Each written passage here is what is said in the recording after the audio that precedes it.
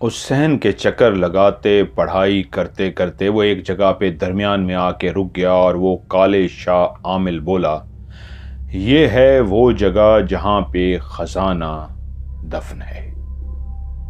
मुरीद हुसैन और अनवर खान दोनों के चेहरों पे खुशी नजर आने लगी। तो अनवर खान बोला, तो बताइए क्या करना होगा इसको निकालने के लिए। उसने कहा, आप दोनों कुछ देर के लिए बाहर जाइए।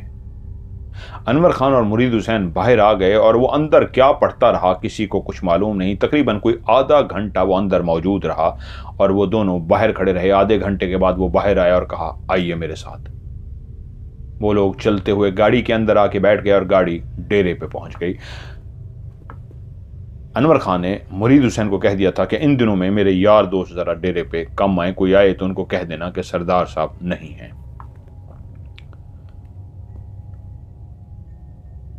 काले शाह से कहा गया, जी अब बताइए। तो उसने कहा, मुझे जो सामान आप लोगों ने प्रोवाइड करना है, जो बैठ के मुझे चिल्ला करना होगा जिसके जरिए मैं उस खजाने को निकाल सकूंगा, उस खजाने पे एक पहरा है, उस पहरे को हटाना होगा, वरना वो खजाना भी गायब होगा और ना सिर्फ गायब हो जाएगा बल्कि हमारी जिंदगियों को भी खतरा हो सकता है। लेकिन खजाना इतना ज्यादा है कि आपकी सोच से भी ज्यादा। तो क्या सामान लाना होगा? अनवर खान बोला। तो उसने कहा, मुझे 11 अदद काले सांप चाहिए होंगे। जी? अनवर खान बोला अजीब से अंदाज में, जी? उसने कहा, हाँ तुमने सही सुना, मुझे 11 अदद काले सांप चाहिए होंगे, जिंदा, मुर्दा नहीं जिंदा। और उसके अलावा मुझे इंसान जो ताजा ताजा मरा हो उसकी खोपड़ी चाहिए होगी, और उस खोपड़ी के अलावा उसका पूरा ढांचा भी चाहिए होगा।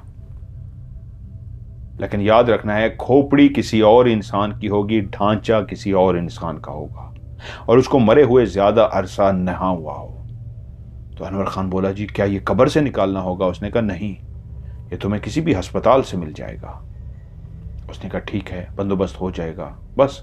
उसने कहा, नहीं, उसके अलावा मुझे जो ताज़ा इंसान मरा हो उसके 2 बाजू और 2 टांगें भी चाहिए, जो आपको उसी अस्पताल से मिलेंगी। उसके अलावा तुम्हारे घर में जितने भी लोग हैं, बीवी बच्चे जितने भी लोग रहते हैं, सबके जिस्म से मुझे खून चाहिए, तुम्हारा भी और तुम्हारे इस मुलाजिम का भी, यहां तक कि मेरा भी खून निकाला जाएगा। अनवर खान बोला, जी खून से मुराद? कैसे खून चाहिए? उसने कहा, इंजेक्शन के जरिए तुम खून निकाल सकते हो। उसने कहा, जी मेरे घर में तो फलां फलां फलां फलां इतने लोग रहते हैं। उसने कहा, सबका खून चाहिए, और जो तुमने कहा मेरा 6 महीने का एक छोटा बच्चा, 8 महीने का छोटा बच्चा है, उसका भी खून चाहिए। जी उसका खून कैसे होगा? उसने कहा, डॉक्टर निकाल लेते हैं। अब अनवर खान को थोड़ा सा डर भी लगा कि अजीबो गरीब सी एक फरमाइश थी। उसने कहा, जी इसके अलावा क्या चाहिए होगा? उसने कहा, इसके अलावा मुझे अगर कुछ भी ज़रूरत पड़ी तो उसी वक्त मैं आपको बता दूंगा, लेकिन आपको ये सारे सामान का पहले अरेंज करना होगा, उसके बाद फिर मैं अपना अमल शुरू करूंगा। जब तक ये सामान मेरे सामने नहीं होगा, अमल मुकम्मल नहीं होगा। उन्होंने कहा, जी अगर आप बता देते इसके अलावा क्या है, ये ना हो कि हम उस वक्त अरेंज ना कर सकें। उसने कहा, देखो ये मेरी ख्वाहिश पे सामान नहीं है, जिसने जगह को छोड़ना है और हमने खजाने को हथियाना है, खजाने को अपने हवाले करना है, तो वो उनकी कोई फरमाइश आ गई, उनकी कोई डिमांड आ गई तो वो हमें पूरी करनी पड़ेगी, नहीं तो याद रखना कि हमारी जान जा सकती है। फिलहाल तो इन्हीं चीज़ों का बंदोबस्त करो, आगे देखते हैं क्या करना होगा। गाड़ी चलते, अब वो पहुंच चुके थे, फरमाइश बता दी गई थी, वो सोने के लिए चला गया। उसके लिए मुसलसल सिगरेटों का इंतज़ाम, ये वो खाना पीना, उसके लिए सब अरेंज किया जा रहा था। अनवर खान मुरीद हुसैन से बोला, मुरीद हुसैन कैसे अरेंज होगा? उसने कहा, सरदार साहब पैसे से वो तो अस्पताल से ले आएंगे, मैं मुलाजमों के साथ जाके बंदे हैं जिनको दे के हम खोपड़ी भी ले आएंगे, इंसान की जो ताज़ा मरा हो उसकी खोपड़ी भी अस्पतालों से मिल जाती है, उसके ढांचा पूरा भी इंसान का हम उठा के ले आएंगे। बाकी उसने कहा है कि किसी इंसान की जो ताज़ा मरा हो 2 बाजू और 2 टांगे चाहिए, वो भी अस्पताल वाले बेच देते हैं, वो भी हम ले आएंगे, वो कोई मसला नहीं है। बाकी जो खून का कहा है ये आपको करना होगा। उसने कहा हाँ वो मुश्किल नहीं है, मैं कर लूँगा। वो जो अपना डिस्पेंसर है मैं उसको बुला लूँगा और उसको कहूँगा कि हमने अपना चेकअप करवाना है तो सबका खून चाहिए तो वो मैं निकलवा लूँगा। क्योंकि बाहर से दोस्त आए हुए हैं गैर मुल्क से, तो वो टेस्ट वगैरह कर रहे हैं तो सारों का चेकअप हो जाएगा, तो अच्छा वो मैं कर लूँगा। यूँ मुरीद हुसैन रवाना हो गया कुछ मुलाजमों के साथ गाड़ी लेके। उन्होंने जाके अस्पताल में बात वगैरह की, उनके कनेक्शन होते हैं छोटे लेवल से शुरू होते हैं, करते करते पहुँच गए। उनकी जो रिक्वायरमेंट थी वो पूरी कर दी गई, सामान उनका गाड़ी में रखवा दिया गया। बाकायदा कोई कटपट तो करते हैं, पोस्टमार्टम जिस तरह करते हैं इंसान का, और उसके बाद लावारिस लाशें होती हैं, उनका पोस्टमार्टम करके फेंक देते हैं। मैं इसको ज़्यादा डिस्कस नहीं करना चाह रहा, उन्होंने तो बड़ा डिटेल से बताया कि उनको 2 बाजू और 2 टांगे भी दे दी गई और एक ढांचा जिसका गर्दन खोपड़ी किसी और की थी और बाकी ढांचा सा उनको जिंदा एक इंसान का जिसका ढांचा रह गया था और खोपड़ी थी, वो उनको मिल गए। वापस है, उन्होंने कहा सरदार साहब सामान तो आ गया है। उन्होंने कहा अब सांपों का बंदोबस्त किया जाए, सपेरा ढूंढो। सपेरा ढूंढते ढूंढते आखिर ढूंढ लिया, सपेरे को कहा सांप चाहिए। उसने कहा जी हुक्म करो, ये लो सांप। उसने कहा 1 नहीं 11 सांप चाहिए। वो भी डर गया, उन्होंने कहा जी 11 सांप, ये तो बड़ा मुश्किल है अरेंज करना। उन्होंने कहा यार तुम्हें पैसे देते हैं, अरेंज करो, तुम्हारा काम है, हमें नहीं पता सांप कहाँ से मिलते हैं कहाँ से नहीं। उसने कहा जी फिर मुझे आपको कुछ दिन देने होंगे, हफ्ते 10 दिन में नहीं, मुझे 15-20 दिन भी लग सकते हैं, महीना भी लग सकता है, टाइम दें, सांप आ जाएंगे। मैं कहाँ से भी जाऊँगा, ये करूँगा वो करूँगा, हमारी फील्ड है। उन्होंने कहा जी ये बयानिया है, सांप ढूंढो। अब सपेरों के आपस में कनेक्शन होते हैं, उनको बेहतर पता होता है कहाँ से मिलेंगे क्या नहीं। बहरहाल वो पैसे लेके सपेरा निकल पड़ा। सपेरे ने 11 सांप बंदोबस्त कर लिए। राब्ता किया मुरीद हुसैन से, उन्होंने कहा जी 11 सांप तो आ गए, अब सवाल आपसे ये है, आपने अच्छा खासा पैसा दे दिया था उसको तो पैसे से गर्जी, ये मुर्दा है, इनको मार दूं या इनको जिंदा रखना है या इनका जहर का क्या करना है। उसने कहा जी नहीं, इसका मैं पूछ के बताता हूं, इसका जहर का क्या करना है। काले मुश्की सांप थे। उनने आके जी पूछा, वो जी सांप तो आ गए हैं, 11 सांप हैं, लेकिन उनका जहर का क्या करना है, वो निकलवा दें या मुर्दा चाहिए या जिंदा चाहिए। उसने कहा वो बिल्कुल जिंदा चाहिए और जहरीले ही चाहिए, जहर नहीं निकालना, उनके दांत भी नहीं तोड़ने। उन्होंने कहा जी ठीक है, लेकिन ये जरा बता दें वो आप ही करेंगे या हम में से किसने करना होगा। उसने कहा नहीं, मैं तो पढ़ रहा हूँ बैठा, तो जो आप मुझे बंदा देंगे उस वक्त मेरे साथ मौजूद होगा, वो सांप को पटारी में से निकालेगा और पटारी में से निकाल के उसको जिस तरह मैं कहूंगा उसको वो काटेगा और उसका खून मैं जैसे कहूंगा वो वहां पे डालेगा। अब अनवर खान ने देखा मुरीद हुसैन की तरफ कि बेटा तू करेगा ये काम। मुरीद हुसैन डर गया, जी जहरीला सांप, मुश्की, ऊपर से उसका जहर भी होगा, मैं कैसे करूंगा। उन्होंने कहा जी हो जाएगा। मुरीद हुसैन गया वापस उस जोगी के पास, उसको कहा जी इसका सांप का जहर जो है इसके बीच में रहेगा और जिंदा चाहिए। और उसके बाद कहा, जोगी से कहा कि तुम इन 11 सांपों के साथ हमारे डेरे पे रहोगे, जितने दिन के लिए हम तुम्हें रखेंगे तुम वहीं पे रहोगे, तुम कहीं जा नहीं सकते, खाना पीना एहतमाम तुम्हें सब कुछ प्रोटोकॉल से मिलेगा। लेकिन हम रोज एक सांप तुमसे मांगेंगे, तो तुमने करना यह है कि जब हम तुमसे सांप मांगें तो उसी रात को तुमने उसका मुंह हमें बांध के दे देना है कि हम जब उसको निकालें तो वो काट ना सके, डस ना सके, उसका मुंह बंधा हो।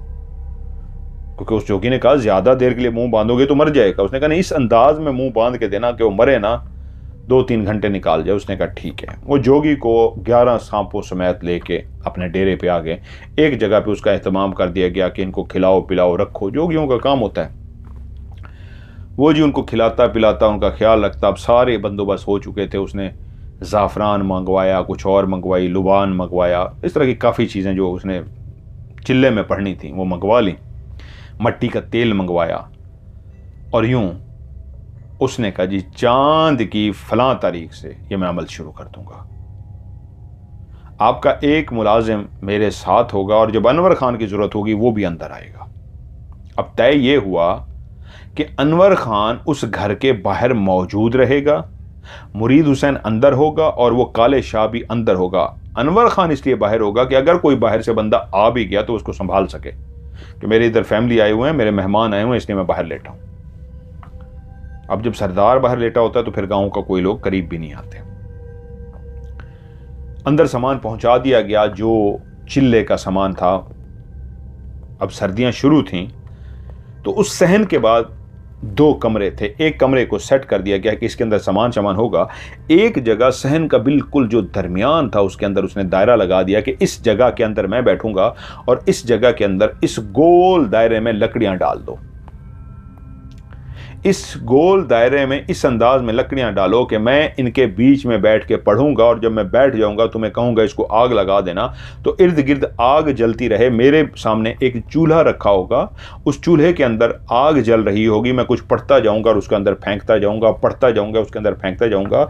ये जो आग का गोल सर्कल बनाया गया था, इसके अंदर एक रास्ता रखा जाएगा आने जाने के लिए, कि मुरीद हुसैन भी आ सके, आमिल भी बाहर निकल के आ सके।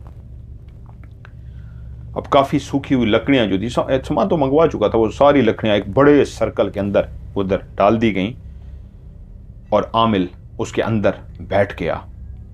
एक और चूल्हा सा जो था जस्त का बना हुआ उसके सामने रख दिया गया, उसके अंदर आग वगैरह जला दी गई और उसने कहा मुरीद हुसैन को, तुम इस दायरे से बाहर मेरे सामने बैठ जाओ। एक मखसूस टाइम पे उस अमल को शुरू कर दिया गया। अनवर खान बाहर चारपाई पे है और अंदर काले शाह अमल को शुरू कर चुका है, और मुरीद हुसैन उस दायरे कड़े से जो आग की सूरत में दायरा कड़ा लगाया था उसके बाहर बैठा है। आमिल पढ़ता जा रहा था, लुबान और इस तरह की मुख्तलिफ चीजें जो उसने धुनी देने के लिए रखी हुई थी वो उनकी धुनी देता और पढ़ता रहा, धुनी देता और पढ़ता रहा। पूरी रात उसी ने इसी तरह बैठ के पढ़ाई की, धुनी दी। अब वो जो इर्द गिर्द लकड़ियां रखी हुई थी वो भी जल के आहिस्ता आहिस्ता आहिस्ता आहिस्ता खत्म हो गई। वो तकरीबन 4-5 घंटे पढ़ता रहा। जब उसका अमल मुकम्मल हो गया तो वो बाहर निकला और उसने कहा, अभी इन लकड़ियों को बुझा दो, इस अंदाज में कि कल हम इनको फिर जलाएंगे या नई लकड़ियां जलाएंगे, अभी हमें जाना है, सोना है। अब वो लोग घर की तरफ चले गए। खून का एहतमाम जो किया गया था, बाकायदा एक लड़के को बुला के घर के जितने लोग थे, जिसमें 6-8 महीने का बच्चा भी था जिसके खून निकाला गया था, थोड़ा थोड़ा खून निकाल के उनको इंजेक्शन में निकाला गया था। लेकिन सबको यही बताया गया था कि इसका टेस्ट करवाना है। एक बाहर के दोस्त आए हुए हैं, उनने टेस्ट करना है, गोरे हैं। लेकिन ये सारा खून जो था एक ही जगह पे इकट्ठा कर दिया गया। वो जितने भी इंजेक्शन भरे गए थे बाद में सारे इंजेक्शनों को उसके कहने पे एक मिट्टी का ऐसा बर्तन लाया गया जो काबिल इस्तेमाल ना हो, नया हो, और उसके अंदर पानी डाल के उसने कहा इसको तेल लगाओ। उसको तेल लगा के अंदर से अच्छा घी लगवाया उसने, सरसों का तेल लगवा के, बाहर भी तेल लगवा के उस हांडी को उसने आग के ऊपर गर्म करवाया। जब वो आग के ऊपर हल्की हल्की आंच पे वो गर्म हो गई तो उसके बाद उसने कहा इसके अंदर तेल बकायदा डाल दो। पहले सिर्फ तेल लगाया गया था, फिर उसको तेल को डाल दिया गया। उसके बाद उस तेल को पकाया गया उस हांडी के अंदर। जब वो हांडी गर्म हो गई, तेल उबल गया, तो वो सारा तेल उसने गिरवा दिया, नीचे गिरा दिया, और उसके बाद कहा इस हांडी को ठंडा होने दो। जब वो हांडी ठंडी हो गई तो उसने कहा जितने भी अब वो खून की सुरंजें हैं वो सारी उसके अंदर डाल दो। वो सारे इंजेक्शन जो थे वो सारे उसके अंदर खाली कर दिए गए। आखिरी उसी का खून डलना था, उसी काले शाह का, मुरीद हुसैन, अनवर खान और पूरी फैमिली का। नौकरों का खून उसमें शामिल नहीं था। नौकर सिर्फ मुरीद हुसैन ही था जिसका खून शामिल किया गया था, क्योंकि वो घर भी चला जाता था, एक इस अंदाज का था, इसलिए उसका भी खून लिया गया था। और आखिरी खून उसका काले शाह का लेके उसके अंदर डाल दिया गया। अगली रात उसने कहा फिर से मुझे पढ़ना है। 2-3 रातें वो बैठ के पढ़ता रहा, कुछ भी नहीं हुआ। लेकिन चौथी जब रात थी, 7वीं रात थी, 5-6 रातें वो पढ़ता रहा। जब 7वीं रात हुई तो उसने कहा सांप लेना है। आज जब हम चिल्ले पे जाएंगे 7वीं रात को सांप लेके जाना है। अब पहले से उस जोगी को कह दिया गया कि सांप का मुंह यार ढांप के रखना है, ये ना हो मुझे डस ले। पटारी लेके गाड़ी के अंदर रख दी गई। सांप का मुंह तरीके से उस अंदाज में उसने धागे से जिस तरीके भी बांध दिया कि उसको सांस भी आती रहे और वो काट भी ना सके, मुंह ना खोल सके। अब अनवर खान बाहर था, आज रोज जो उसकी ड्यूटी लग गई थी, और अंदर मुरीद हुसैन बाहर बैठा था और वो अपनी जगह पे बैठ गया, आग जला दी गई। तो उसने मुरीद हुसैन को समझाया कि जब मैं तुमसे कहूँ तुम अंदर आओगे, इस सांप को पटारी में से बाहर निकालोगे और पटारी में से बाहर निकाल के इसको छुरी से तुम इस अंदाज में काटोगे कि इसका जो भी खून है, ये एक अलग साफ बर्तन जो है नया, इसके अंदर इसका खून जमा होगा और उसके बाद इस सांप के टुकड़े कर दोगे। एक दरमियान वाला जो पीस होगा, छोटा सा पीस, उसको अलग रखोगे, बाकी सारे सांप को उठा के इस आग में डाल दोगे।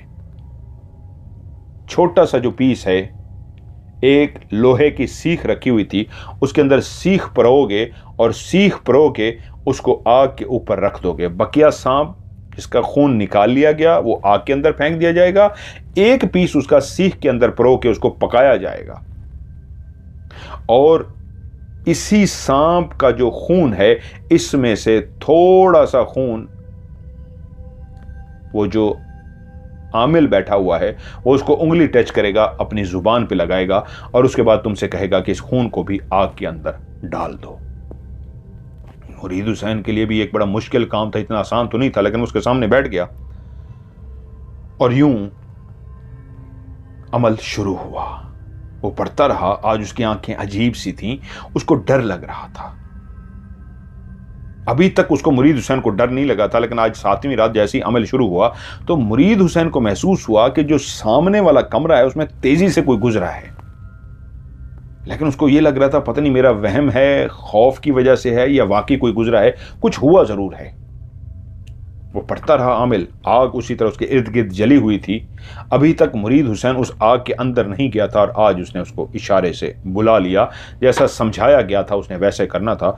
मुरीद हुसैन उस सांप की पटारी को लेके उस आग के अंदर दाखिल हो गया जिस रास्ता बनाया गया था,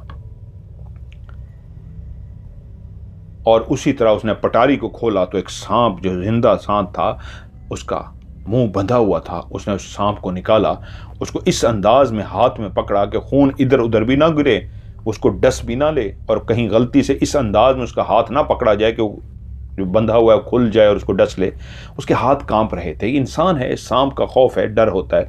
कांपते हाथों के साथ जैसे कैसे उसने सांप को पकड़ा। उसके लिए सांप पकड़ना भी इतना खौफजदा था, जोगी से तो ये काम कराया नहीं जा सकता था। उन्हीं में से ही किसी ने काम करना था जिनको खजाना चाहिए था।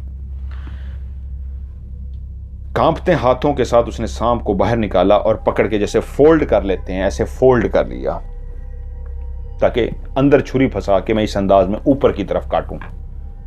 मेरे पास इस तरह की कोई चीज़ नहीं है। जिस तरह ये मिसाल के तौर पे ये सांप है और इसको ये फोल्ड करके उसने इस अंदाज में पकड़ लिया कि इस अंदाज में कि छुरी इसके अंदर करके ऊपर की तरफ काटना शुरू कर दे। उसने सांप को फोल्ड किया, उसकी छुरी पकड़ के इस अंदाज में उसने उसको काटा कि खून जैसे निकला वो खून बर्तन में जमा होना शुरू हो गया। जब वो सांप को काट चुका तो सांप तो तड़पता है, वो जिंदा सांप था। उसने कुछ देर तड़पता रहा। अब वो इस इंतजार में था कि ये तड़पता हुआ सांप रुक जाए तो उसके बाद जाके उसका सेंटर वाला जो उसने पीस कहा था वो काटना था। और उसने उसको कहा था सेंटर वाला पीस पूरी एक बड़ी जो उंगली होती है हाथ की, इस बड़ी उंगली के साइज का करना।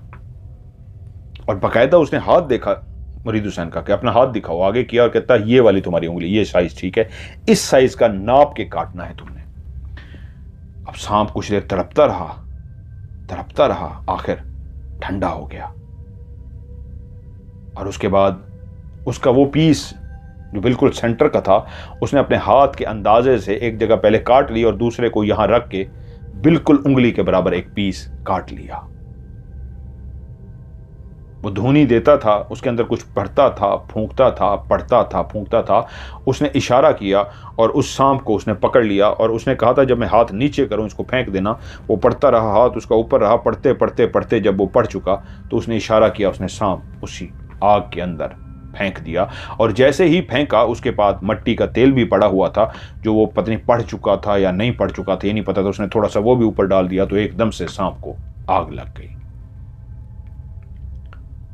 और उसके बाद मट्टी का वो प्याला जिसके अंदर खून भरा गया था,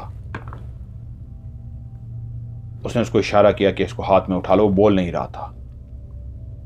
अगर वो नहीं समझता था मुरीद हुसैन उसका इशारा तो 2-3 दफा उसको समझाता कि इस तरह करो। उसने मट्टी का प्याला उठा लिया और उसके बाद वो पढ़ता रहा और उसके बाद उसने कहा, करीब करो मेरे। मट्टी का प्याला, मट्टी का वो प्याला जिसके अंदर सांप का खून था, उसके सामने कर दिया गया। और जैसे उसके सामने किया गया, उसने उसके अंदर उंगली टच की और उंगली टच करने के बाद उंगली अपनी जुबान पे लगाई। और उसी वक्त मुरीद हुसैन ने देखा, वो जो उसने खोपड़ी मंगवाई थी, अभी तक उसके हवाले कर दी गई थी, अभी तक उसको देखा नहीं गया था, वो खोपड़ी, वो बाजू, वो सामान उसी के हवाले थे और वो अंदर अपने ट्रंक में रखता था। और जब अमल शुरू करना होता था, चिल्ला शुरू करना होता था, तो पहले वो काले शाह आमिल अंदर जाता था उसी कमरे में जिस ट्रंक के अंदर सामान रखा गया था, ढांचे रखे गए थे, वो चीज़ें उसके हैंड ओवर थी, वो उठा के लाता, कब कौन सी चीज़ को ज़रूरत है वो उसको पता था। और तभी उसने देखा कि सांप के खून को उसने उंगली टच की और अपनी ज़ुबान पे रखी और अपने पीछे से एक खोपड़ी निकाली। ये वही इंसान की खोपड़ी थी जो अस्पताल से ली गई थी। और उसी के अंदर अपने अंगूठा उसने दाखिल किया खून के अंदर। और अंगूठा दाखिल करने के बाद उस खोपड़ी पे ऐसे जैसे कोई संदूर माथे पे लगाता है, ऐसे खून का वो अंगूठा जो भरा हुआ था खून से, उसने उस खोपड़ी के माथे पे निशान लगा दिया। और निशान लगाने के बाद उस खोपड़ी को अपने बिल्कुल सामने रख दिया, आग से साइड पे, सामने जो चूल्हा जल रहा था उसको अपने सामने रख दिया और अपने हाथ बांध के कुछ पढ़ना शुरू किया। मुरीद हुसैन को इशारा किया, हाथ बांध लो। उसने खून नीचे रखा, मुरीद हुसैन ने भी हाथ बांध दिए। वो कुछ पढ़ता रहा और मुरीद हुसैन को इशारा करके झुक गया कि तुम भी झुक जाओ, जैसे कोई सजदा करता है। और ऐसे वो नीचे झुक गया। मुरीद हुसैन को भी झुकना पड़ा, सजदे वाले अंदाज में, उसको बुरा लग रहा था, लेकिन वो भी झुक गया और वो आमिल भी, काले शाह भी झुक गया। और जब उठा तो जोर से एक फिक्रा बोला जो उसको समझ ना आया, कोई मंत्र का जुमला था या क्या था। मुरीद हुसैन ने ऐसे ऊपर देखा तो उसने उसको इशारा किया, उठ जाओ, और इशारा किया, प्याला उठा के आग के अंदर डाल दो। और जैसे ही मुरीद हुसैन सजदे से उठा, उसने वो खून का प्याला, जो सांप का प्याला था जिसके अंदर सांप का खून था और वो जहर भरा सांप जो जल के भस्म हो चुका था, उस प्याले के अंदर मौजूद खून को उस आग के अंदर डाल दिया गया।